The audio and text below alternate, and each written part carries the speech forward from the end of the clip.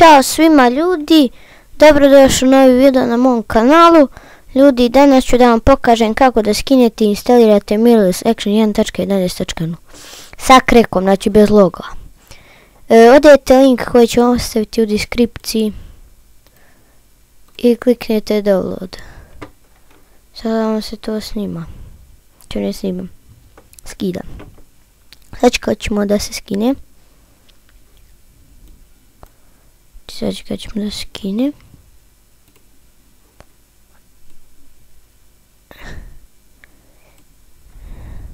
Skinuo se. Idete miriles action. Yes. Okay. Next. I agree. Next. Install.